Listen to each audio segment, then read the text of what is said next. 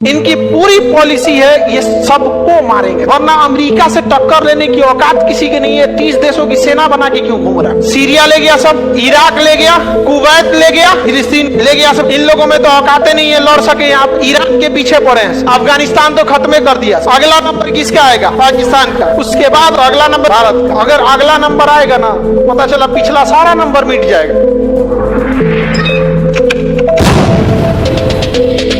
भारत से कह रहा है कि रूस से तेल क्यों खरीद रहे हैं? बताइए। भारत कह दिए कि हमको दे दीजिए इतने रेट पे, शांति होगा। भारत बहुत होशियार है। अमेरिका अगर दे देगा ना उतने रेट पे, तो भारत क्या करेगा? तुरंत रूस को कहेगा कि 2 रुपया कम कर दो, ताकि हम तुमसे भी खरीदते रहे, उससे भी खरीदते रहे। जहाँ ही 2 रुपया कम करे, 1.5 रुपया और कम कर। समझ में आ गई? एकदम सही उपाय हुआ है अमेरिका का। एकदम अंदर अंदर बहुत गरियाता है। किसको? भारत का। समझ में आ गया? और भारत को तबाह कर दिया रहता अगर अटल बिहारी वाजपेयी ने परमाणु परीक्षण नहीं किए रहते। तबाह कर दिया रहता। यहाँ 2 दिन बाद पता चला था अमेरिका को। जो अमेरिका सुनामी आने से पहले बता देता है कि सुनामी आने वाला है, उसको भारत का परमाणु बम फटने के 2 दिन बाद पता चला बम फटल है। तो इसी वजह से वो नहीं टिक पाता, वरना ये सबको मारेंगे सब। इनकी पूरी पॉलिसी है ये सबको मारेंगे सब, वरना अमेरिका से टक्कर लेने की औकात किसी की नहीं है। 30 देशों की सेना बना के क्यों घूम रहा है? ये बताइए। यहाँ पे ले गया सब किसको?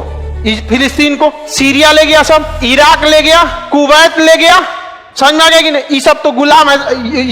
यमन ले गया, हैती विद्रोहियों से मार कर। इन लोगों में तो औकातें नहीं है लड़ सके। यहाँ पे यूएई वगैरह तो उन्हीं के हिसाब से चलता है। ईरान के पीछे पड़े हैं सब। समझ में आ गई ना? अफगानिस्तान तो खत्म कर दिया सब। अगला नंबर किसका आएगा? पाकिस्तान का। उसके बाद अगर हमारे पास परमाणु बम नहीं रहता तो अगला नंबर किसका आता? भारत का। अगर अगला नंबर आएगा ना, तो पता चला पिछला सारा नंबर मिट जाएगा। समझ में आ गया कि नहीं आ गया? भारत को देखेंगे यहाँ पर। अरे उस जमाना 1962 का अलग था, जब इंसान किसी से कुछ बोल नहीं सकता था, नेटवर्क कम्युनिकेशन बहुत गया था। आज अगर ऐसा कुछ होगा तो अकेले हम बोल देंगे कश्मीर से कन्याकुमारी तक अपन विद्यार्थी खड़ा कर देंगे। सोचो चीन के दीवार से खतरनाक हो जाएगा। नहीं खतरनाक हो जाएगा? जो भारत की ओर देखेंगे यहाँ पर। समझ में आ गया नहीं आ गया? आंख नोचेंगे, मार देंगे। हाँ, दांते काट लेगा आदमी। आगे बढ़े। लड़की आई है झोटा नोचने के लिए।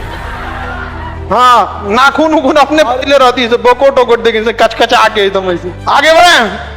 बाकी हम आइए हैं भारत की ओर देखेंगे लोग। यहाँ किसी को दिक्कत कभी भी? देखिए, अंग्रेज सब जो है ना, हम लोगों से नफरत नहीं, हम लोग के चमड़ी से नफरत कर। Black people, we are the black. उनको लगता है तुम्हें कुछ नहीं आता है। ब्लैक पीपल्स को कुछ नहीं आता है। अजब हाल है। सोचना कितनों रंगीन रहोगे ना, एक बार करिखा पुता जाएगा ना ब्लैक वाला, सब रंगीन निकल जाएगा यहाँ पर। समझ में आ गया कि नहीं आ गया? पक्के रंग वाले हम लोग हैं, तो जुबान के भी पक्के होते हैं। समझ में आ गया कि नहीं आ गया?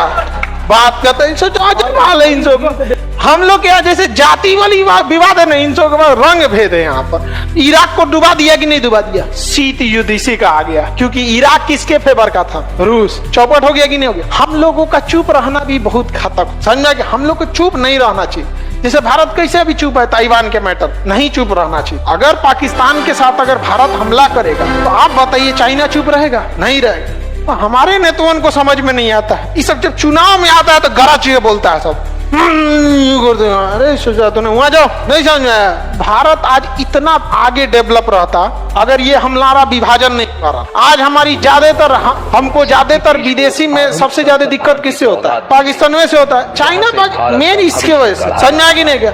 आतंकवादी इधर ही से आते हैं, सब इधर से होते हैं। डिफेंस बजट में ज्यादातर इधर से होता है। ज्यादातर युद्ध इसी से लड़े। डेली आतंकवादी हमारा रहता, कोई दिक्कत नहीं। आतंकवादी कौन सी जरूरत है? सोचा पुलिस जाके पकड़ लिया। नहीं समझे? इसको चाइना को तो कोई साथी नहीं मिला रहता। सीपीसी सड़क नहीं बनी रहती है। हम लोग का विभाजन कर कर